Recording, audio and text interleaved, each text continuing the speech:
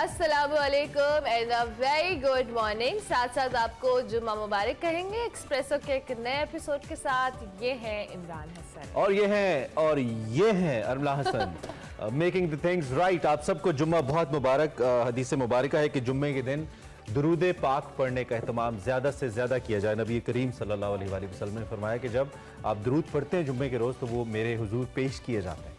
तो दुरूद पाक का एहतमाम ज़्यादा से ज़्यादा किया जाए। रहमतों और बरकतों का दिन है और शाबान वैसे ही शुरू हो चुका है, कुछ अरसे के बाद रमज़ान है, तो अच्छे दिन है, अच्छे दिन है। रमज़ान की तैयारियां इस मंथ के वाइब तो भी से शाबान आता है तो शुरू हो जाती है। महंगाई भी हमें वाइब देना शुरू कर देती है साथ साथ। पहले ले लें जरा आलू टमाटर, ये भी मशवरा है। नहीं पहले ना ले, अभी तक तो गल सड़ जाएंगे जब तक। वैसे ये भी है ना। अच्छा खैर जी, इस उम्मीद के साथ कि आप खैरियत से हैं, नए दिन की आपको मुबारकबाद। अल्लाह करे आपका अच्छे से गुजरे नया दिन। हमारे पास बहुत कुछ है आज भी प्रोग्राम में आपके साथ शेयर करने के लिए। अच्छी खबर क्या है ये बताएं। अच्छा पता नहीं, अब इस्लामाबाद में तो अगर हमारा शो चूंकि इस्लामाबाद में भी देखा जा रहा है तो उधर तो अच्छा नहीं है। पेशावर में अच्छा नहीं है, इस्लामाबाद में अच्छा है क्योंकि पेशावर ज़ल्मी हार गया कर इस्लामाबाद। अच्छा मैं समझी आप जेल भरो तहरीक की बात कर। जेल भरो तहरीक के बारे में, जेल किधर भरी नहीं है, जेल पता नहीं कौन सी जेल भरी है। अच्छा यार आप ऐसे नहीं कहें, बुरी बात। PSL 8 की हम बात करते हैं सबसे पहले, हम और कोई बात नहीं करेंगे। यहाँ पे इस्लामाबाद यूनाइटेड ने पेशावर ज़ल्मी को 6 विकेटों से हरा दिया और 157 रन का हदफ 15 ओवर्स में हासिल कर लिया। और कल जो मनरो ने किया ना वो गुरबाज ने किया। Gurbaz is known for that, मतलब जिस तरीके के छक्के उन्होंने कल मारे हिला के रख दिया। हसन अली मैच के बेहतरीन खिलाड़ी करार पाए। बेहतरीन फाइनली बैक और उन्होंने नया वो भी निकाला अपना, ये वाला ये निकाला उन्होंने। हाँ वो क्या सेलिब्रेशन कहते हैं उसे, सेलिब्रेशन स्टाइल। वो जनरेटर से निकल आए जो कि उनकी कमर में दर्द होता है। चले जी, इस्लामाबाद यूनाइटेड पॉइंट्स टेबल पर दूसरे नंबर पर आ गया है जी। कराची के नेशनल स्टेडियम में सरफराज अहमद की कप्तानी में खेलने वाली कोयटा की टीम मिशन प्लेऑफ की उम्मीदों पर बरकरार रखने के लिए इस्लामाबाद यूनाइटेड के खिलाफ आज इन एक्शन होगी। और इस्लामाबाद यूनाइटेड की टीम इवेंट में 3 मैचेस खेल चुकी है, पेशावर और कराची को शिकस्त भी दे चुकी है, जबकि मुल्तान के हाथों उन्हें शिकस्त का सामना करना पड़ा है। दूसरी जानिब जी कोयटा की बात कर ले तो उनके लिए PSL का जो 8वां सीजन है अभी तक एक डरावना ख्वाब बना हुआ है। कोयटा को सिर्फ कराची के खिलाफ कामयाबी मिली है, वो भी मार्टिन गुप्टिल की जो कह ले सेंचुरी की बदौलत। मुल्तान सुल्तान्स हो, पेशावर ज़ल्मी हो और लाहौर कलंदर्स हो, इनके हाथों कोयटा को शिकस्त का सामना करना पड़ा है। दोनों टीमों के दरमियान भी वैसे हम बात कर लेंगे आगे जाके, लेकिन जी कल के मैच में कुछ इंटरेस्टिंग हरकतें हुई। वो हरकतें ये थी कि बाबर आजम ने पहले रन्स लेते हुए हसन अली को बल्ला दिखाया, जिसपे ये देखे। अब बाद में उनसे पूछा गया प्रेस कॉन्फ्रेंस में कि मैं उन पे प्रेशर डाल रहा था लेकिन उन पे प्रेशर आया ही नहीं। उनका बल्ला दिखाना इतना फनी नहीं था, हसन अली का भागना बनेगा क्योंकि उनको लगा कि अम्मी जैसे चप्पल पहनती है ना। बिल्कुल ये होने लगा था, ये अम्मी ही है वैसे।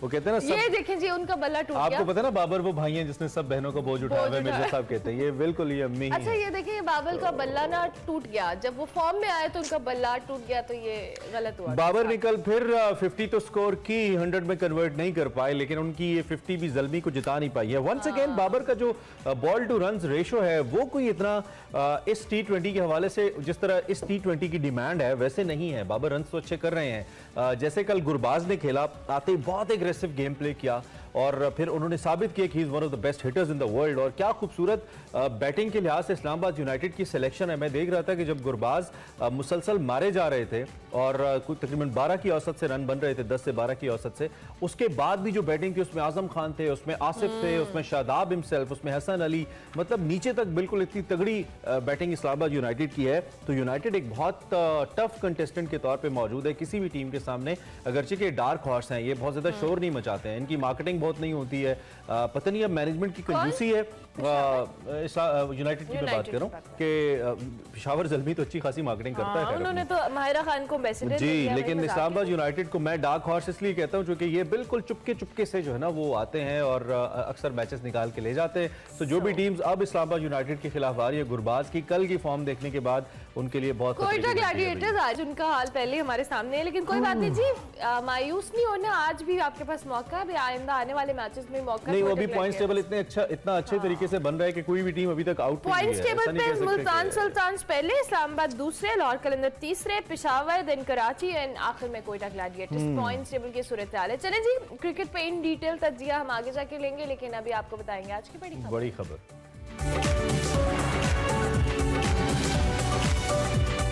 सूबाई इलेक्शन से मुताल्लिक आपको पता है कि इस वक्त फिर मामलात संगीन होते जा रहे हैं। सुप्रीम कोर्ट में जो आज खुद नोटिस है, इस पर समाअत जारी है। समाअत के दौरान 3 अहम सवालात पर बात की जा रही है, इनको हिस्सा बनाया गया है। पहला सवाल कि असम्बली तहलील होने पर इलेक्शन की तारीख देना किसकी जिम्मेदारी है। दूसरा सवाल, इंतखाबात की जो तारीख है इसको देने का आईनी इख्तियार कब और कैसे इस्तेमाल करना है। और तीसरा सवाल ये है कि ये जो आम इंतखाबात के हवाले से वफाक और सूबों की जिम्मेदारी है वो क्या है, उसका तयन कैसे किया जाए।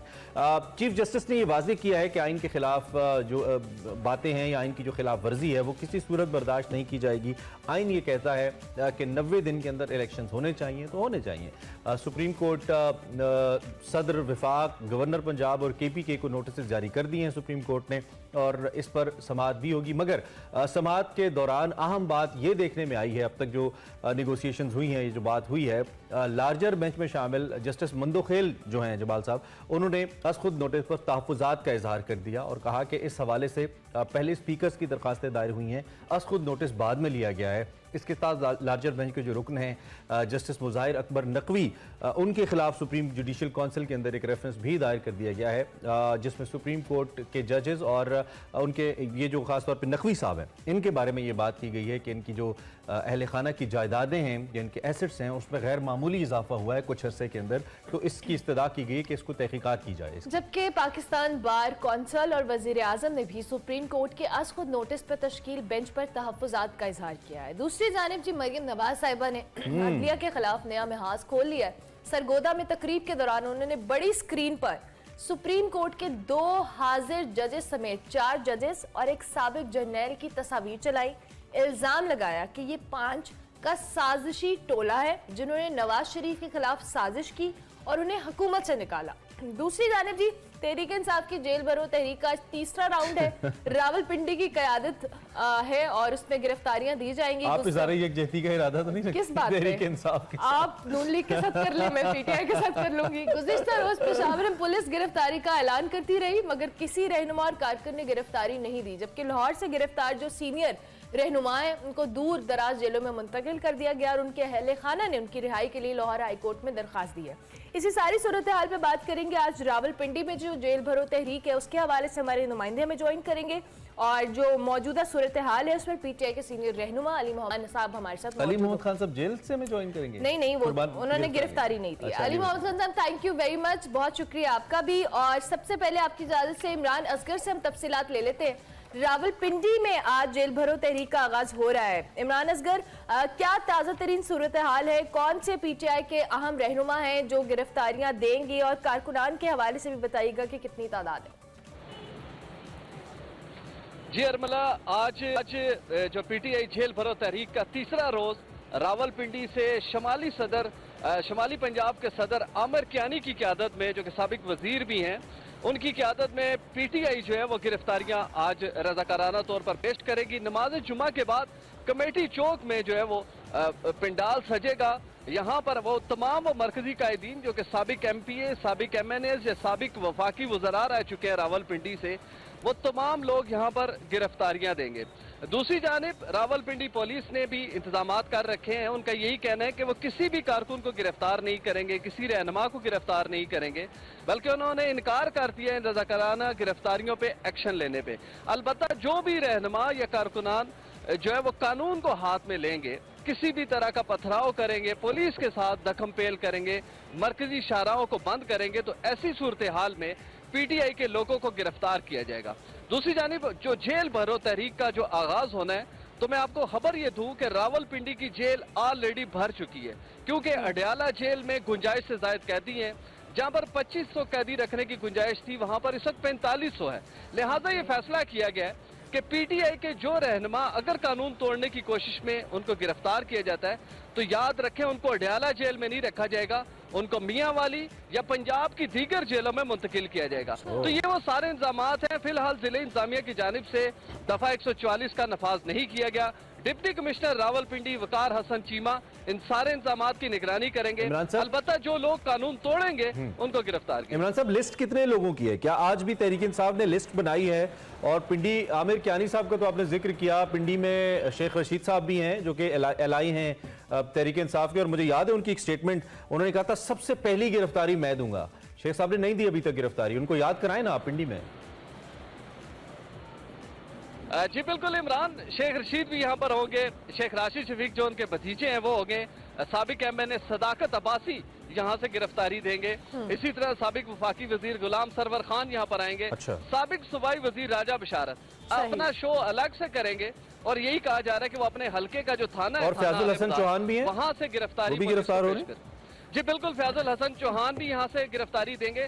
टोटल 200 लोगों की पीटीआई की जानिब से फहरिस्त। इमरान, आप हमारे साथ ही मौजूद रहिएगा। अली मोहम्मद खान साहब भी हमारे मौजूद हैं। शुक्रिया अली भाई कि आपने हमें ज्वाइन किया। कल पेशावर में हुई पहले दिन लाहौर से जेल भरो तहरीक का आगाज हुआ। हुकूमत के मुताबिक नंबर्स और थे, आपके मुताबिक नंबर्स और थे। पेशावर की क्या सूरत हाल रही ये भी हम जानेंगे। और आज जो रावलपिंडी में इस तहरीक का आगाज हो रहा है, इस हवाले से आप क्या कहेंगे, क्या स्ट्रैटेजी है? और जिन रहनुमाओं के नाम हमारे नुमाइंदे बता रहे थे, क्या इन सब की गिरफ्तारियां आज होंगी? जी बहुत शुक्रिया। बिस्मिल्लाहिर्रहमानिर्रहीम।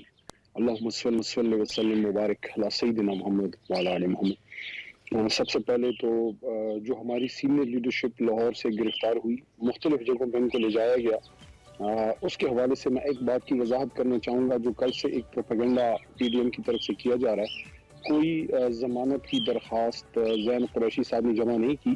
शाह महमूद कुरैशी साहब जो हैं, उनके बारे में इतलात हैं कि अटक जेल में उनको अटक फोर्ट में नज़रबंद किया गया है। जो तरीक़ाकार है वो ये है कि आपने किसी भी मुलजिम को अदालत में पेश करना होता है, फिर वो मुलजिम पे है कि वो बेल मांगता है या नहीं। तो शाह साहब और हमारे लोग तो अभी बेल नहीं मांग रहे, पाकि पॉलिसी के मुताबिक अगर जरूरत पड़ी फिर बाद में बेल मांगेंगे। फिलहाल हेबियस कॉर्पस की पिटीशन है कि उनको बरामद किया जाए और अदालत में पेश किया जाए। तो कल ये पिटीशन जमा की थी, जमानत की नहीं थी, जैन कुरैशी साहब ने उनके बरखुरदार ने जमा की थी, जिसपे कुछ लोगों ने, पीडीएम के हलकों ने बड़ा प्रोपेगेंडा किया कि गिरफ्तारी भी दे रहे हैं, जमानत की दरख्वास्त भी दे रहे हैं। तो कोई जमानत की दरख्वास्त कुरैशी साहब ने नहीं दी, नंबर 1। नंबर 2, खैबर पख्तूनख्वा में जिन लोगों के नाम पार्टी ने जो सीनियर लीडरशिप के नाम दिए थे, लिस्ट के मुताबिक वो कल सारे मौजूद थे। बल्कि न सिर्फ वो थे, हजारों कारकुन भी थे। और कल हमारी खैबर पख्तूनख्वा की लीडरशिप ने साबित किया कि जिन लोगों के नाम पार्टी लीडरशिप ने स्पेसिफाई किए थे, जिसमें सूबाई सदर परवेज खटक साहब, साबिक स्पीकर असद कैसर साहब, साबिक गवर्नर जनाब शाफर भान साहब, सीनियर मिनिस्टर आतिफ साहब और शहराम तरक्की साहब, और कुछ एमपीए, कुछ एमएनए साहबान, everybody was there along with हजारों कारकुन वो भी थे। उधर ये हुआ कि पूरा दिन वो वहाँ रहे। तकरीबन 2-2:30 बजे के बाद आना शुरू हुए। लीडरशिप कारकुन पहले से आए हुए थे, लीडरशिप ने लीड किया, लेकिन वहाँ जेल के दरवाजे नहीं खोले गए, उनको गिरफ्तार नहीं किया गया। हालांकि दफा 144 भी था और उसकी एक तरह से खिलाफ वर्जी भी हुई थी, लेकिन उस पर भी नहीं किया गया। और फिर वो जाहिर है उनको फिर जाना पड़ा, लेकिन हजारों कारकुन थे। और वहाँ पॉइंट परवेज खटक साहब का आज फिर जाएंगे, फिर कल नहीं किया तो आज फिर जाएंगे, क्योंकि आपका फिर मकसद तो पूरा नहीं हुआ ना, गिरफ्तारियां नहीं हुई, जेल नहीं भरी, तो आज भरेंगे फिर दोबारा पेशावर में, केपीके में। जी, उस पर खटक साहब ने कल बिल्कुल क्लियर मौकिफ दिया है कि हम चंद लोगों को गिरफ्तारी देने नहीं आए थे, हम जेल भरने आए हैं। तो जेल तो 5, 10, 20, 50 बंदों से नहीं भरेगा, हम तो ये हजारों लोग आए हैं। तो उसके लिए सूबाई हुकूमत तैयार नहीं थी। तो अब दोबारा खटक साहब ने उनको यही कहा है कि जैसी खान साहब दोबारा डायरेक्शन देंगे, दोबारा वो निकलेंगे। आज पिंडी का मैं आपको बता दूं कि आपने पिंडी की बात की, शेख रशीद साहब के हवाले से बात हुई। शेख साहब और आमिर कियानी साहब जो उन्होंने कल ज्वाइंट एक प्रेस कॉन्फ्रेंस की है, तो वो सारे यहाँ से कियानी साहब और शेख साहब इसको लीड करेंगे। और फैज चौहान साहब की बात हुई, वो भी मौजूद होंगे। और जिन लोगों के नाम पार्टी ने स्पेसिफाई किए हैं वो सारे अलॉन्ग जो कारकुन हैं वो भी होंगे। वाहिद मकसद इसका ये है जेल भरो तहरीक का कि ये 30 जो दिन गुजर गए हैं और अभी सिर्फ 2 महीने से भी कम रहता है, इस टाइम फ्रेम के अंदर इलेक्शन होने चाहिए सूबाई।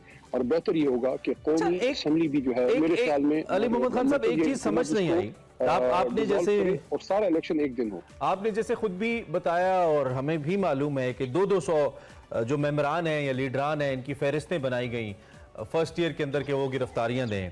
200 तो आप किसी भी शहर के अंदर दे दें, आपको वैसे ही पता है कि हमारे यहाँ इतना कहाँ ख्याल रखा जाता है कि जी अगर कैपेसिटी कम है जेल की तो वहाँ पे ज़्यादा लोग आ गए तो ना डाले जाएं। 200 लोगों से तो ना लाहौर की किसी जेल को फ़र्क पड़ता है, ना पेशावर की और ना किसी दूसरे शहर की, अडयाला वगैरह। तो ये जेल भरो तहरीकें तो तब कामयाब होती हैं, हम तारीखी नुक्ता निगाह से देखें, जब लोग ज़्यादा हो जाएं, जेलें कम हो जाएं, पुलिस का निज़ाम कोलैप्स करने का खतरा हो, अमन आमा को खतरा हो, उस टाइम ये जेल भरो तहरीकें कामयाब होती हैं। यानी कि प्रेशर बिल्ट होता है और आप अपने जो भी मुतालिबात होते हैं जमहूरी, वो आप रख सकते हैं किसी भी हुकूमत वक्त के सामने। तो ये 200 लोगों से तो नहीं होगा। आई मीन जो एक्सपेक्टेशन थी वो तो ये थी कि लोग कट मरते कि भाई हमें गिरफ्तार करो, हमने अब घर ही नहीं जाना, हमने जेल में जाना है। कोई ऐसी सूरत हाल पैदा नहीं हुई है जो प्रेशर बिल्ड करे, उल्टा आप अपने 10 बंदे अंदर करा बैठे हैं। मेन कल खैबर पख्तूनख्वा में तो हजारों लोग निकले हैं और लाहौर में भी आपने देखा बेशुमार लोग आए हुए थे और उन्होंने अरेस्ट ही उतनों को किया। और इसमें मुख्तलिफ जिलों के नाम है। अभी फैसलाबाद में वहाँ से गिरफ्तारियां होनी है, उसके साथ साथ फिर गुजरांवाला से होनी है, उसके साथ पंजाब के खैबर पख्तूनख्वा के और इलाकों से होनी है। नेक्स्ट फेज में इसको मजीद बढ़ाया जाएगा। ये तो अभी सिर्फ स्टार्ट है और मेरे ख्याल में जैसे ही अभी ये टेम्पो बिल्ड होता है, जिस तरह कल आपने देखा और परसों लाहौर में भी दुनिया निकली है, तो होपफुली आज पिंडी में भी अच्छा शो होगा। आपकी बात दुरुस्त है कि ज्यादा तादाद में गिरफ्तारियां अगर आप देंगे तो जेल जो है वो फ्लॉक होंगे और वो भर जाएंगे। तो उस पे पार्टी लीडरशिप जो है, जैसे ही ये पहला फेज पूरा होता है, दोबारा नेक्स्ट फेज में इससे भी ज्यादा बढ़ा जाएगा। ठीक है। अच्छा अली भाई, आपकी इजाजत से जरा मैं इमरान सवाल कर लूं, फिर मैं वापस आपकी तरफ आता हूं, चूंकि वो इस वक्त हमारे साथ बराह रास्त मौजूद हैं। इमरान, शहर का माहौल क्या है? पेशावर में कारकुनान तो कल अच्छे निकले थे, अली साहब की बात से हम मुत्तफिक हैं, लेकिन जब गिरफ्तारियों का वक्त आया तो ओबियसली गिरफ्तारियां नहीं हुई, वो की नहीं गई या दी नहीं गई, ये मुख्तलिफ हकायक हैं। तहरीक इंसाफ का अपना मौक़िफ़ है, वहाँ पर जो पुलिस है उसका अपना मौक़िफ़ है। पुलिस कहती है कि हमारी गाड़ियाँ पंक्चर कर दी गई, इस वजह से हम लेके नहीं जा सके उनको, हालांकि ऐलानात की वीडियोज़ पुलिस ने शाया की, खुद उनको रिलीज़ किया। तो इस वक्त पिंडी की ओवरऑल शहर की सूरत हाल क्या है? क्या वो घमसान का रन नजर आ रहा है आपको कमेटी चौक में तहरीक इंसाफ के वर्कर्स का? इमरान, अगर इसको हम कंपेयर करें, जो पीटीआई की तमाम तहरीकें थी, खासतौर पे आज़ादी मार्च, लॉन्ग मार्च या जितने भी इवेंट्स हुए रावलपिंडी से इस्लामाबाद की जानिब, लोग बड़े चार्ज होते थे, कारकुनान की एक बड़ी तादाद होती थी और खासतौर पे मरी रोड, मरकजी शाहराह, मरकजी बाजारों में बड़ी मोटिवेशनल स्पीचेस हुआ करती थी, कारकुनान की बड़ी तादाद आती थी। आज जेल भरो तहरीक का पहला दिन रावलपिंडी में है, लेकिन आप यकीन जाने मामूल की जिंदगी है। अच्छा। कोई कारकुनान यहाँ पर मौजूद नहीं है। मैं कमेटी चौक में आप मेरे कप में देख सकते हैं, मामूल के मुताबिक मेट्रो बस सर्विसेज चल रही है, ट्रैफिक रवा दवा है, कोई झंडे, कोई नारे, कोई इस तरह की एक्टिविटी नजर नहीं आ रही। गालबन उसकी वजह यह भी हो सकती है कि क्योंकि लीडर्स ने कहा है कि नमाज जुमा के बाद यहाँ पर आए, और क्योंकि लाल हवेली यहाँ से तकरीबन आधा किलोमीटर दूर है, तो मैं भी नमाज जुमा के बाद जो है वो शेख रशीद आमिर कियानी की क़यादत में कारकुनान यहाँ पर पहुंचे, लेकिन फिलहाल तो बिल्कुल फिलहाल नहीं आपको नजर आ रहा। ठीक है इमरान, इसका बहुत शुक्रिया, आप हमारे साथ मौजूद थे। खान साहब, दूसरी जानिब ये जो सूबाई इलेक्शन का मामला है, इसके तारीख के मामले पर सुप्रीम कोर्ट ने आज खुद नोटिस लिया है, लेकिन आज खुद नोटिस हो या लार्जर बेंच की तश्कील हो, तहफ़्फ़ुज़ात का इजहार किया जा रहा है। इस पे भी तहफ़्फ़ुज़ात को अगर मद्देनजर रखा जाए तो आपको लगता है कि जो सुप्रीम कोर्ट का आज खुद नोटिस है, इसके बाद सूबाई इलेक्शन के मामले पर कोई मौजूदा जो आईनी सूरत हाल है इसमें बेहतरी आएगी? बिल्कुल मेरे ख्याल में आएगी। ये सही ला हासिल फजूल बहस स्टार्ट हो गई है कि कौन होना चाहिए बेंच में और इसको नहीं होना चाहिए, उसको नहीं होना चाहिए। ये जज या विंडो शॉपिंग तो आप नहीं कर सकते, ये तो इख्तियार है चीफ जस्टिस साहब का, और इस केस में इतना कुछ है भी नहीं, क्योंकि बड़ा इस पे आइन क्लियर है। और इसी वजह से खबरें जो है इत्तलाआत के हुकूमती हलकों में बाकायदा अब इसकी तैयारियां हैं और सोच पाई जा रही है कि वो भी इलेक्शन की तरफ अब जाएं। और ये भी सोच है कि अगर सूबाई हुकूमतें तहलील होने के बाद अब इलेक्शन की तरफ जा रही हैं, जिस तरह लग रहा है कि आईनी के मुताबिक, तो बड़ा क्लियर है। और सुप्रीम कोर्ट में मेरा नहीं ख्याल, मेरा अंदाजा है कि एक हफ्ते के अंदर जो इसका मेरे ख्याल में फैसला आ जाना है, क्योंकि टाइम बड़ा कम है, तो उनको भी मेरे ख्याल में सूट नहीं करता हुकूमती हलकों को कि वो दो सूबाई हलकों के दो सूबों के इलेक्शन होने दें और बाद में फिर वो बाकी बाद में हो। तो मेरे ख्याल में शायद वो डिसोल्यूशन की तरफ जाएं मरकजी हुकूमत की। लेट्स सी क्लोज सर्कल में पार्टी की डिस्कशन क्या है? वो एक उर्दू का मुहावरा है कि मौत दिखा के बुखार बेच गए। आपने बनी बनाई हुकूमतें थी, आपकी बनी बनाई हुकूमतें थी, केपी में तो आपका सबसे बड़ा मैंडेट था, अब मुझे लगता है कि जिस तरह की पॉलिटिक्स हो रही है, जिस तरह की एडमिनिस्ट्रेटिव सपोर्ट आपके पास नहीं है, हो सकता है अगर दोबारा इलेक्शन हो भी जाएं अगले 60 दिनों में तो आपको वो सपोर्ट ना मिले और maybe you can lose some seat. ये मेरा अंदाजा है, मेरी खबर नहीं है। तो आपकी पार्टी के क्लोज सर्कल के अंदर क्या डिस्कशन है इस सूरत हाल को लेकर? पंजाब में भी और केपी में भी अगर आप कामयाब हो भी जाते हैं, कोर्ट आपके हक में भी डिसीजन दे देती है कि जी इंतखाब 90 दिन में होना चाहिए, जो कि आईनी तौर पे होना चाहिए, तो क्या सोच रहे हैं आप लोग? तहरीक इंसाफ क्या सोच रही है? देखिए, अगर क्लोज सर्कल की डिस्कशन है तो वो तो इधर ओपन सर्कल में मैं नहीं करूंगा। मैं तो आपको इजमाली बात करूंगा कि अगर आप बताएं, हम अंदाजा लगा लेंगे। अगर अवाम हमें वोट नहीं करती तो ना करे, वो तो उनका फैसला है ना। ये भी नहीं सोचना चाहिए कि इससे फैसला किसके हक में आएगा, क्या हुकूमत के अपोजिशन के। इससे फैसला आइन के हक में आएगा और सुप्रीम कोर्ट आइन के मुताबिक फैसले करती है। जो आइन के साथ खड़ा होगा उसके हक में होगा। हम इस वक्त आइन के साथ खड़े हैं, हमेशा खड़े रहे। हम ये कह रहे हैं कि 90 दिन में इलेक्शन का टाइम है, आप उसको करें।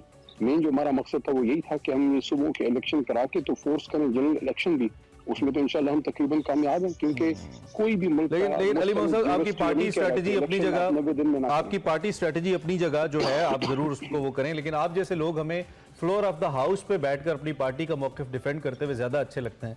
हथकड़ियाँ पहन के जेल जाते अच्छे नहीं लगते। आप जैसे लोगों से मुराद जितने भी हमारे यंग पार्लियामेंटेरियंस हैं जो कि मुल्क का दर्द रखते हैं, तो अल्लाह करे जी हालात ठीक हों और आपकी जो स्ट्रैटेजी है उसका भी रिजल्ट आपको मिले, लेकिन मुल्क की हालात तरीके इंसाफ भी असेंबली जल्दी इंशाल्लाह तरीके इंसाफ आपको असेंबली अल्लाह करे सर, इससे बेहतर कुछ इमरान खान एज वज़ीर आज़म फिर नजर आएंगे। Thank you very much Ali Mohammad Khan, शुक्रिया कि आपने early in the morning join किया। मौजूदा सियासी सूरत हाल पे बात कर रहे थे।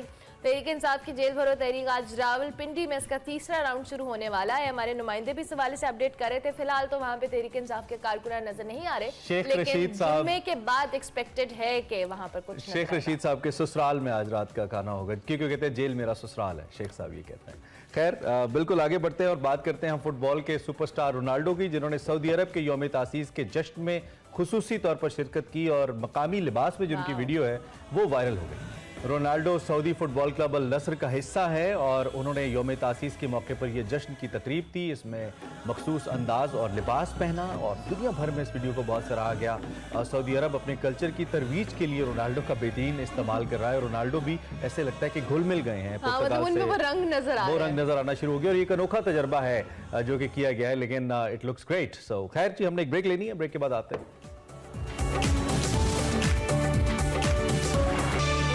बैक टू एक्सप्रेसो, ब्रेक के बाद वापस आ गए और अब आपको दिखाएंगे हमारा सेगमेंट फैशन ऑफ फन, जिसमें निम्रा नासिर आज हमें बता रही हैं कि ब्लॉक प्रिंटिंग क्या है और कैसे की जाती है। देखते हैं आज का सेगमेंट।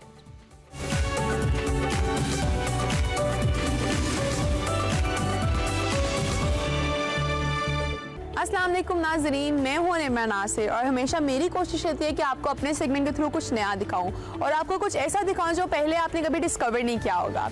आज मैं आपको लेके जाऊंगी एक ऐसे ब्रांड पर जो पाकिस्तान में मौजूद 4000 से ज़ायद ब्रांड से मुख्तलिफ है, और ये पाकिस्तान में मौजूद उन ब्रांड से मुख्तलिफ क्यों है, ये जानने के लिए मेरे साथ रहिए। अस्सलाम वालेकुम।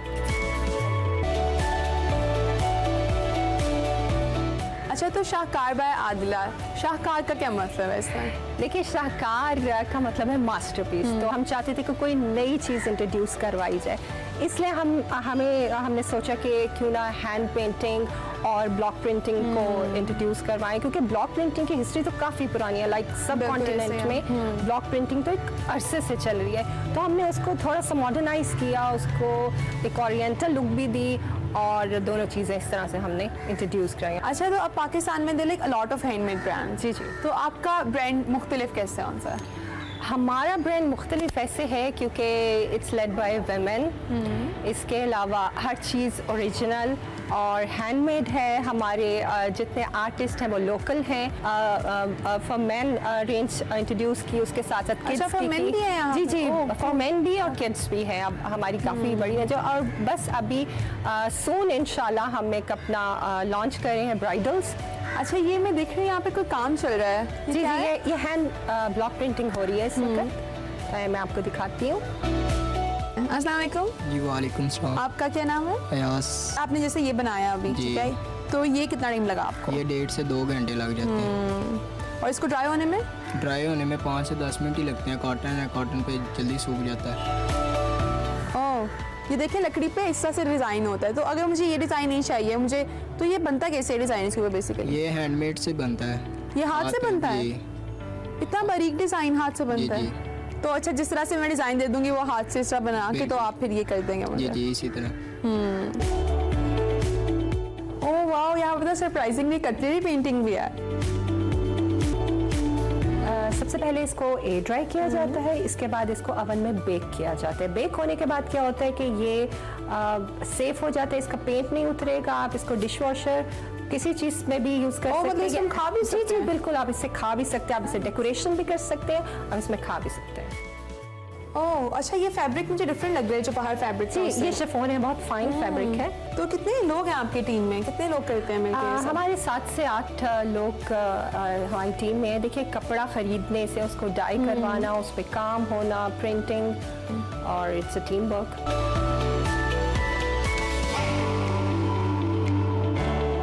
ये मुगल इंस्पायर्ड इस पे ब्लॉक प्रिंटिंग हुई हुई है। अच्छा, तो इसको आप किसी भी ब्लैक कपड़ों के साथ, प्लेन ब्लैक, प्लेन वाइट, किसी भी कपड़ों के साथ आप इजीली स्टाइल कर सकते हैं। ये इतनी प्यारी साड़ी है, मैं ड्रेप भी करना चाहूंगी बिल्कुल अभी। पहले मैं आपको बाकी चीजें दिखाती हूँ, फिर हम ड्रेप कर सकते हैं? जी बिल्कुल, जरूर। ठीक है, थैंक यू। अच्छा, ये तो ऐसे दुपट्टे मैं अपने शूट्स पे भी पहन के जा सकती हूँ? बिल्कुल बिल्कुल, बहुत सी सेलिब्रिटीज हमारी शूट पे पहन चुकी हुई हैं। बिल्कुल, सबा कमर अपने एक अपकमिंग ड्रामा में हमारी साड़ी पहननी है, प्लस सारा खान ने अपने ड्रामा लापता में हमारा ड्रेस पहना था। इसके अलावा कोमल मीर ने एक इवेंट पे हमारे कपड़े पहने थे, प्लस किंजा हाशमी। जी बिल्कुल, की भी पिक्चर है आप। अच्छा, आपके पास कपड़े भी हैं बेसिकली? जी बिल्कुल, हमारे पास स्टिच है, ये वेस्टर्न है, जंपसूट है। ये आप किसी भी पार्टी, किसी इवेंट पे कहीं भी पहन के जा सकते हैं। अच्छा, ये मेन कलेक्शन है आपके पास? जी बिल्कुल, हमारे पास मेन कलेक्शन भी है, इसके अलावा हमारे पास किड्स कलेक्शन भी है। हमने पेयर किया हुआ है हस्बैंड एंड वाइफ के लिए।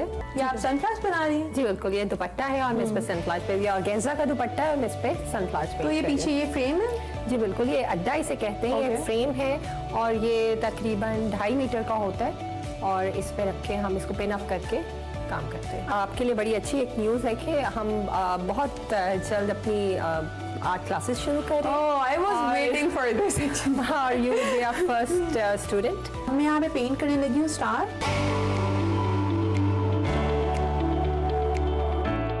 आजकल टोट बैग्स का कितना ज़्यादा फैशन है ये तो आप सब जानते हैं, लेकिन hand painted tote bag is a new thing. और यहाँ पे ये है हमारे साथ आदिल जी। कैसे हैं आप आदिल? मैं ठीक, आप सुनाएं? मैं भी बिल्कुल ठीक हूँ। तो आप टोट बैग्स पेंट करते हैं? जी मैं टोट बैग्स पेंट करता हूँ। अच्छा, मैंने नॉर्मली यही देखा है कि जो पेंटिंग वाला पार्ट है वो लड़कियों का होता है, ठीक है? लड़कियां ज़्यादा पेंटिंग करती हैं। तो आपको किस तरह से ये सब कुछ सीखा? आपने क्या सोचा कि यार मुझे भी करना चाहिए ना?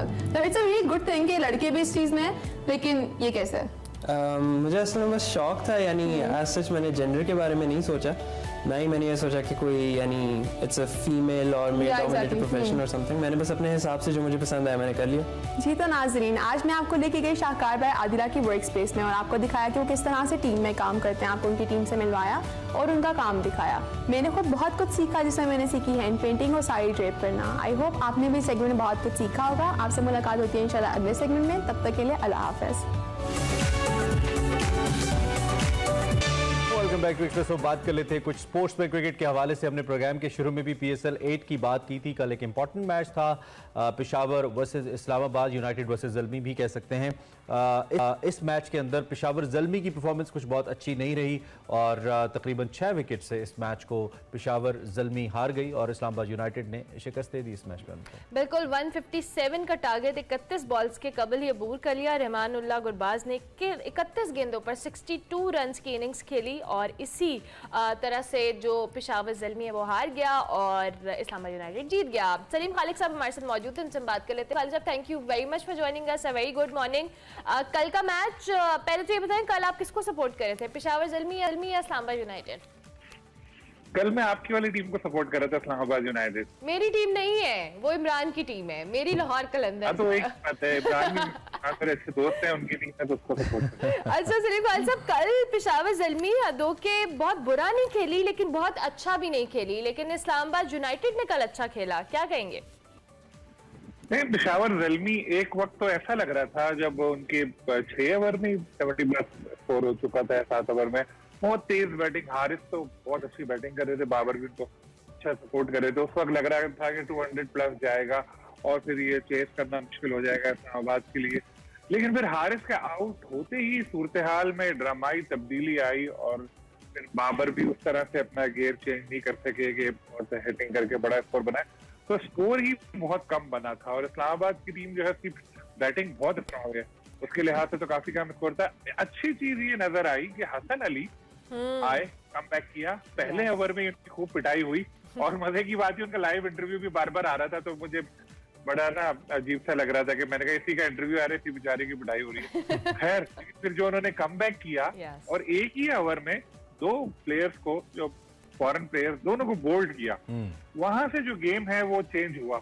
तो हसन अली का जो कमबैक है, वरना पहले ओवर में इतनी पिटाई के बाद बहुत मुश्किल होता है कि बॉलर इस तरह कमबैक करे, उन्होंने कमबैक किया, वहां से जो ज़ल्मी की बैटिंग की कमर टूटी और उसके बाद वो संभल नहीं सकी। बाकी का काम हमारे अफगान जो भाई हैं गुरबाज, उन्होंने संभाला, जो जबरदस्त उन्होंने हिटिंग की, तो एक कंप्लीटली एक जबरदस्त। तो ये जो हसन अली फैक्टर का जिक्र आप कर रहे हैं, हसन अली तो पर तोल रहे हैं कौमी टीम में भी आने के लिए, जो हमारा T20 स्क्वाड है, और कल उनका जो रिदम है वो भी हमें थोड़ा वापस आता नजर आया, और ये बहुत अच्छी बात है, बड़े अच्छे बॉलर हैं हमारे और बड़ी अच्छी फाइंड है PSL की हसन अली। उसके बाद फिर इकरामुल्लाह हम देख रहे हैं, फिर समीन हम देख रहे हैं, हमारे अपने जो 3 पेसर्स हैं जिसमें हसनैन है, जिसमें नसीम शाह है, जिसमें अपना शाहीन आफरीदी है और फिर हारिस रऊफ है। तो बड़ा टाइट कंपटीशन हो जाएगा सिलेक्टर्स के लिए PSL के बाद हतमी टीम को फाइनल करना, जिस तरह सारे पेसर्स परफॉर्म करना शुरू हो गए। इमरान देखिए, खेलेंगे तो वही पेसर्स जो अब खेल रहे हैं टीम में हमारे, क्योंकि वो तो हमारे मेन बॉलर्स हैं, इंटरनेशनल एक्सपोजर भी उनको ज्यादा मिला हुआ है। एक साथ इतने ज्यादा प्लेयर्स डाल ही नहीं सकते, वो तो 11 पेसर्स हमें खिलाने पड़ेंगे। फिर अच्छी बात है, कंपटीशन है, बेंच पे लड़के बैठे होंगे स्ट्रॉन्ग परफॉर्मेंस के साथ, तो जो खेल रहे होंगे उनके ऊपर भी थोड़ा प्रेशर पड़ेगा कि ज्यादा जिम्मेदारी से खेले। लेकिन पेस अटैक हमारा अच्छा जा रहा है, खासतौर पे ऐसी कंडीशन में जहां पर बॉलर्स के लिए इतनी मदद नहीं होती, वहां भी अगर परफॉर्म कर रहे हैं तो ये बहुत अच्छी बात है। आपने नोट किया होगा इमरान के यॉर्कर्स जो हैं, काफी सारे बॉलर्स की खतरनाक यॉर्कर्स सामने आ रही है। इसका मतलब है कि वो पहले वाला जो दौर था वसीम भाई का और वकार भाई वाला दौर था, उस तरह जब वो यॉर्कर्स थी वो आ रही है, तो ये बड़ी एक इम्पोर्टेंट बॉल है, फास्ट बॉलर का हथियार होती है। तो अच्छा लग रहा है कि ना सिर्फ शाहीन बल्कि दीगर बॉलर्स भी हैं वो इसमें महारत हासिल कर रहे हैं। और ऐसा हथियार है कि निशाने पे लग जाए तो बैट्समैन गया और ना लगे तो फिर बॉल बाहर से ही मिलती है। बिल्कुल, आपको पता चल गया होगा, कोई ऐसी बातें भी चल रही हैं कि आपको शायद कराची आना पड़े मैच देखने के लिए। ये हमने सुना है, मैं यही पूछने वाली थी, लेकिन मैं सोचा था एंड में पूछूंगी, अब आपने जिक्र कर ही लिया है तो बताएं ये क्या मामला है, पैसों वैसों का कोई झगड़ा पड़ गया है, खानदानी दुश्मनियां निकल आई हैं कोई? नहीं देखिए, मुझे तो ये लग रहा है कि है तो लड़ाई, पंजाब हुकूमत ज्यादा पैसे PCB से मांग रही है। सिर्फ पाकिस्तान में नहीं, IPL में भी अक्सर होता है, वहाँ की भी जो गवर्नमेंट होती है वो उस तरह से BCCI से कहती है पैसे दो हमें, ज्यादा सिक्योरिटी पे से लग गए, खाने पे से लग गए।